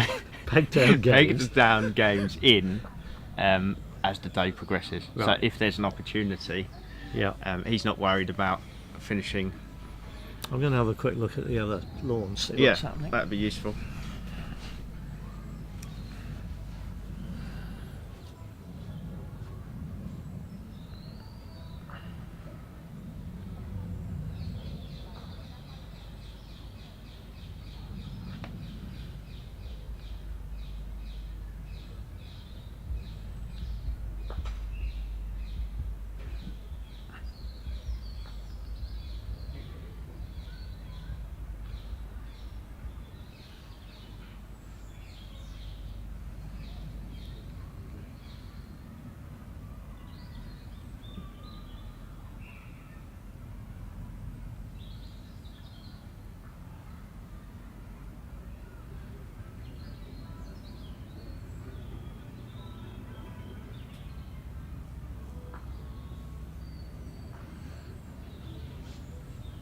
This is Harry about to peg out by the look of it on lawn 3 against Stephen.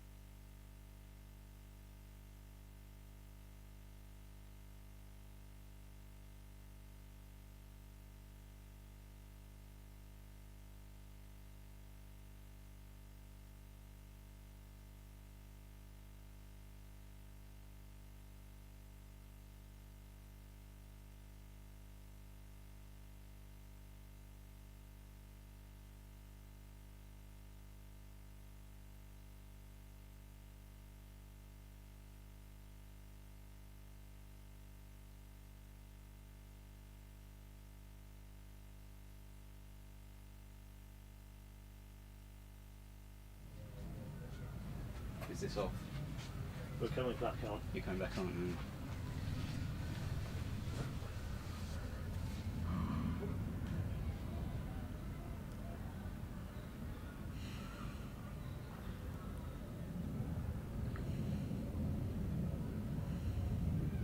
So you've not got a relevant match.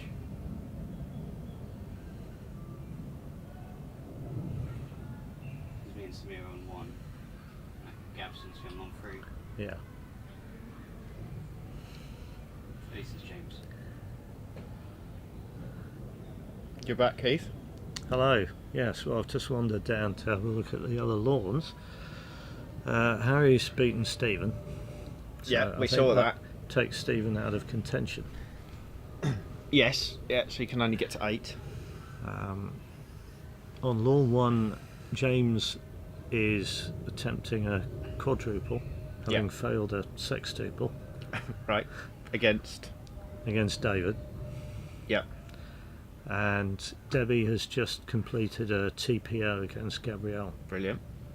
with her other ball on hoop 3 and Gabrielle's on hoop 1. That's nice though, isn't it? Because that means Debbie's obviously playing well this morning. Yes. She has been struggling a bit, hasn't she? So it's nice that she's had a good turn. That's mine. And if David loses, that definitely take him out, because Yes. he can only get to 8. And if Gabrielle loses, and Samir wins his last round game, that means he's the winner, doesn't it? I think that's what we decided this morning. Yes. And Samir is going to be playing. He's got no chance. He's playing Harry, isn't he? Yeah. Harry's standing here. You could Right. come and have a chat, Harry. Harry's shaking his head. He doesn't want to get involved. Yeah, and that looks like Positive to say. that looks like it's down on lawn 1 though. It is, yeah. So we're not going to see much of that. Maybe we'll try and keep an eye on that. We will do. Yeah. Go down there every so often. It's a bit different today, isn't it? Because we've been trying to focus on lawn 4, but obviously there is a winner, isn't there, to sort of cover as well. So we try and keep as much of an eye on that as we can. If it's on lawn 1, I don't think there's no chance we're going to get any camera coverage, unfortunately, because it is too far away. Gabrielle was claiming to me just now that she had no idea she was still in contention. Well, that's probably a good thing, though, isn't it? Yeah, well, obviously I've told her she is. Well, yeah. Helpful of you. Yeah. But in all seriousness, not knowing that in a way is quite freeing, isn't it? Well, it could Because be. But That's not true. I thought we were after our match. did you? Harry's held it. Okay. Yeah. Okay. Well. But we Deliberately not thinking about it until now. yeah, It's been working. Right. and we spoke about it, didn't we, with Robin? And we were sort of saying about when he was on 7 out of 8 at the start of yesterday, and we were all sort of wondering how that was going to sit with him. And we don't know, do we, if it had any effect? But he definitely didn't play as well yesterday, did he? As he had been. No.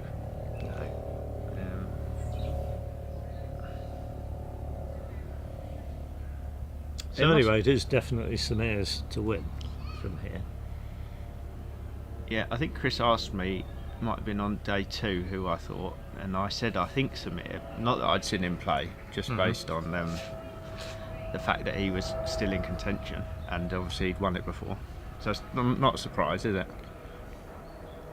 No. Would he have been the favourite? Probably wouldn't have been quite the favourite before the tournament started. Well, Chris was pretty sure James was favourite. Yeah. James has won the men's championship and the Opens this year. And Chris was saying he'd won every event he'd played in, Yeah. Including GC. including a GC event. The Yeah. GC doubles. Oh, and the GC doubles, yes. Yeah. Yeah. Well, It's the nicest day as well, isn't it? It's lovely now. it is. Very nice day. Lovely sunshine. Samir's come over. Maybe we can get Samir to come and have a chat. Sorry? Do you want to come and have a chat? You're going to talk about how nervous you are. No. No, Samir's not interested in having a chat. We're trying to find things to talk about. There are shadows on the lawn. Yeah, It's the yeah, first time yeah. this tournament. It really freaked me out. This blue thing appeared in the sky. It definitely is a blue sky. There is a lot of cloud still, but it looks like it might even get a bit brighter if some of this cloud disappears. Samir and Harry haven't even got jumpers on, have they? No. Crazy. Six players in short sleeve shirts, no jumpers. Yeah.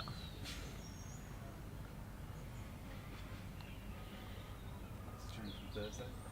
Well, So is there three peg down games then? Is that all there is? Three peg There, down. 3 go. Yeah. Stevenson 2 of them. Stevenson 2 and Davidson 2. Yeah. So none of those can happen. Myself and Debbie are the other 2. You're involved, aren't you? I've got a Samir? game with David. So that is actually important. Yeah, I've got a game with David. Stephen's got a game with Debbie, and Stephen and David have a game with each other. So those other two aren't important, particularly, are they? Stephen's games. No. Stephen. You have a game in hand now, don't you? So, yeah, I'm very working on much the basis pole that I position. beat whoever I'm playing next. Presumably you. Yeah, then but you won't. that's got to be a good thing. Yeah, I think we've come to the conclusion that if you win that and Gabriel's loses, that's it, isn't it? Yes. Yeah. Yeah. But if they both win, he's still got his peg down. Yeah, yeah. Samir's still got 3 games. Ah, here comes Robert. Robin's going to come and sit with us for 5 minutes. Come with us, see. Somewhere between 5 minutes and 2 hours of playing it. Yeah. Tell us about your how the managing's going. Well, people have got on with it this morning. Yeah.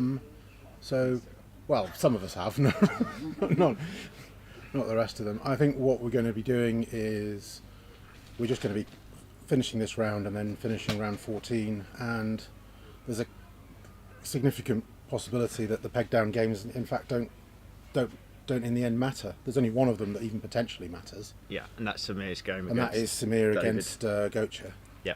Unfortunately, that one is Samir is rover and peg against David's 1 and 2, Yeah. and with David having a lift shot. Yeah. So if It might not last too long. well, it's either 5 minutes or an hour and a half, depending on whether David hits this lift, basically. Yeah. But But potentially Samir may have won the tournament by then anyway. what is the sort of procedure for trying to get these games finished? Well- Is it? It's not critical that they're It's finished, not- is it? We will try and get them finished, but Yeah.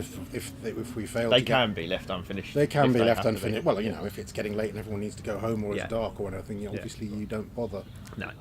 But we would prefer to finish it if we can. Yeah, I think probably from a streaming point of view, we're probably, well, certainly from my point of view on commentary, if we get to the stage where round 14's finished and we've got a winner, I don't think, Well, there's only 2 players left in contention now, Yeah, which is that's Samir and Gabrielle. Yeah,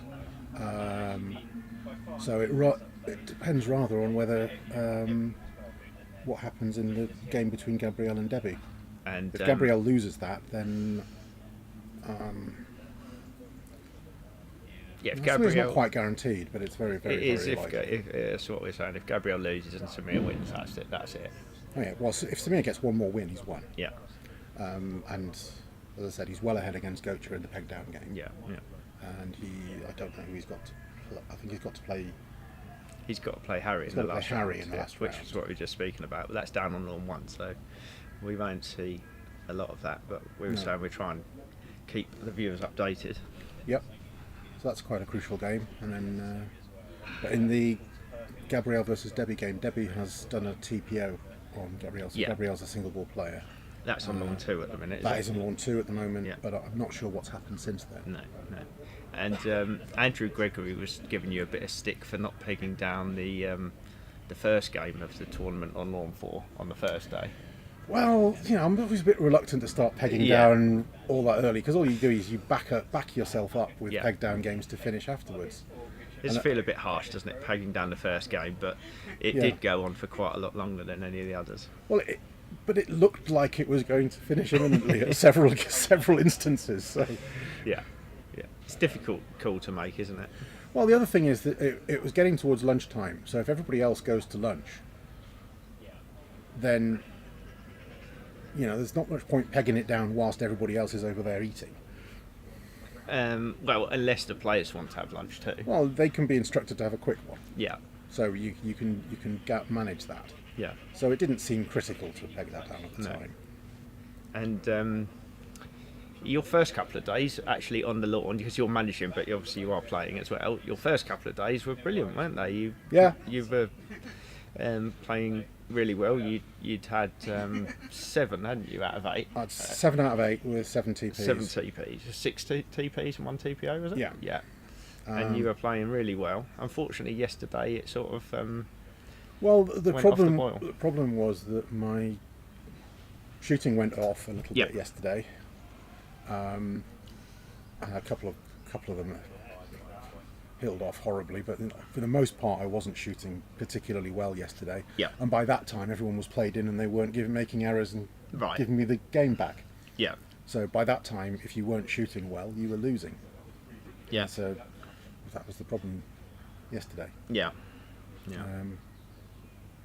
And here I basically had 1 lift shot against Samir, which missed by a coat of paint, and he's perfectly good enough to deal with that. We were saying on the, when your games were being streamed, it was a shame because we were telling people how nicely you were playing, but unfortunately, not on here. No, that was terrible on the here. The viewers didn't get to see it.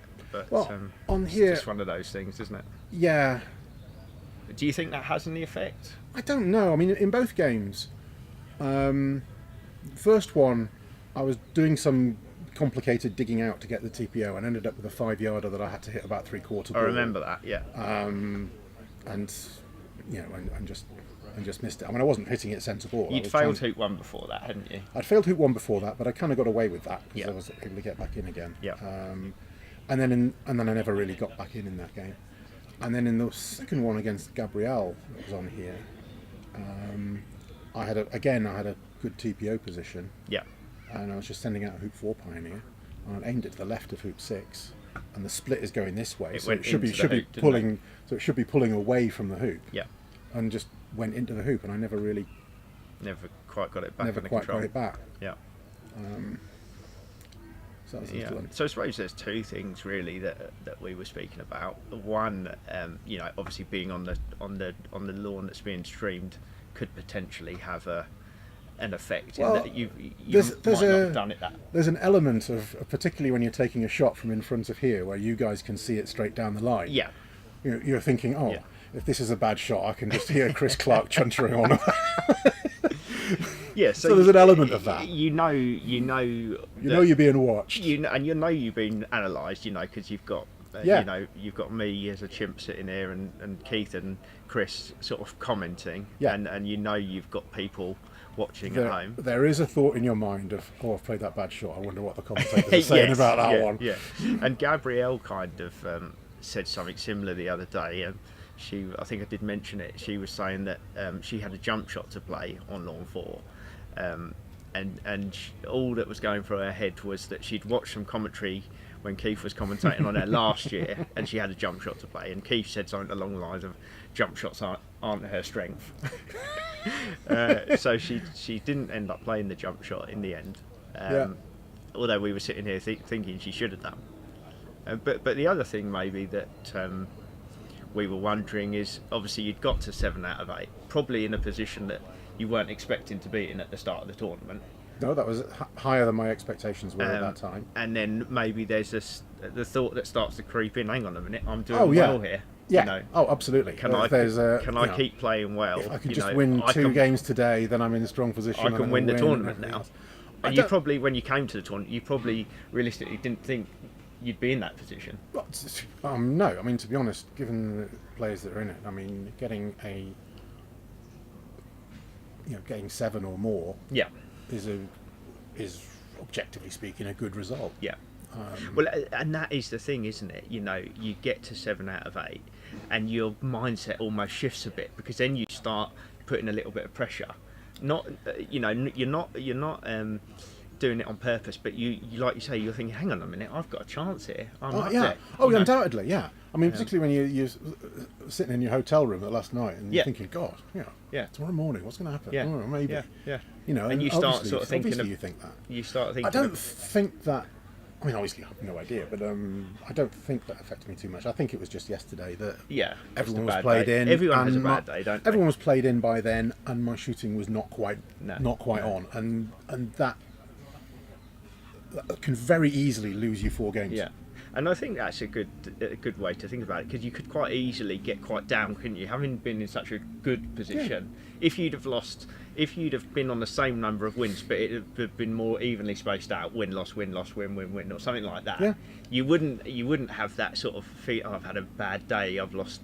You lost 3, didn't you? But then you ended up losing Well, the this thing morning. is, yesterday, all the 4 well, I ended up losing this morning, but I mean, that was, David was resuming in the middle of a winning Yes, 3-ball yeah, break, yeah, so I yeah, actually got a lot more chances than I thought I would. Yeah. And I was 6 inches away from a roll up to hoop 2 that would have given me the decent chance of the game. Yeah.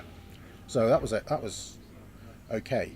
But yesterday, apart from my shooting not being right, Yeah. it's not like I did a lot wrong, Right.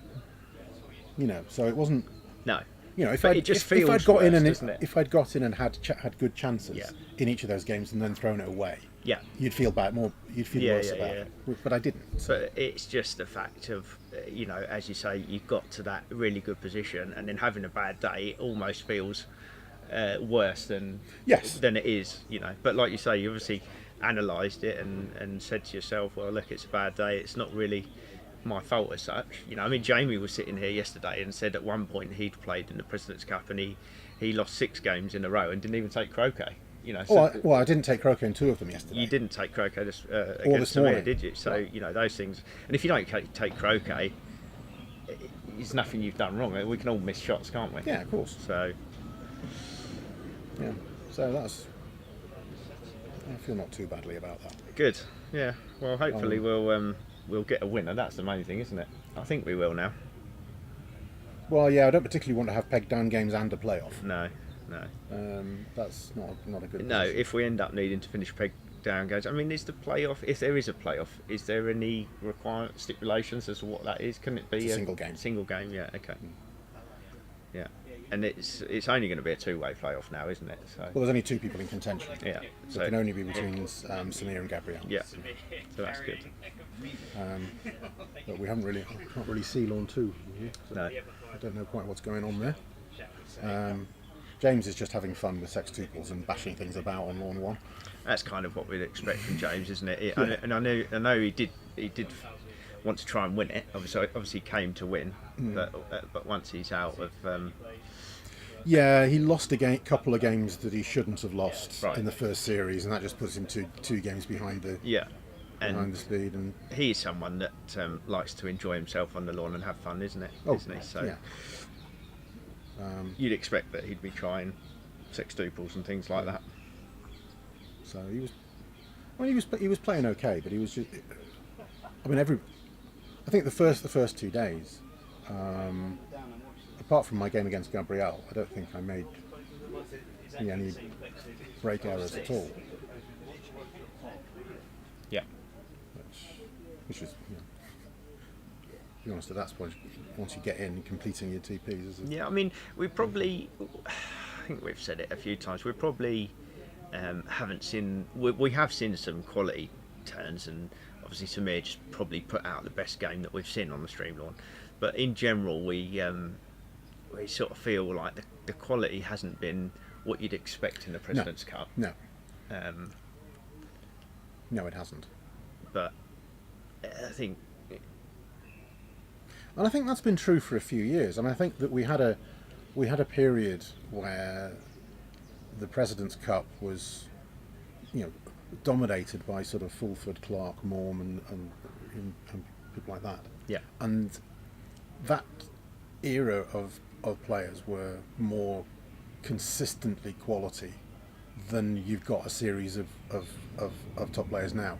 Because I think now, in terms of the President, I think there's only really James and Samir who you'd expect to be pulling out that consistent over and over again sort of high quality games. The rest of the players here are going to be prone to errors and are not of that sort of standard. Really. Yeah, we seem to have the top players, but then the next layer down, so there does seem to be a sort of a significant difference, doesn't there? And obviously there's a couple of people that aren't available this year. Obvious ones are Mark Avery, Jamie, who was here yesterday, and Rob. Rob, obviously. There's really only those 3. I think perhaps I don't think there's quite the quite the level of quality quite as far down No, as yeah. perhaps there was 10, 15 years Yeah, ago. that's what I was saying. It's not quite the same strength in depth.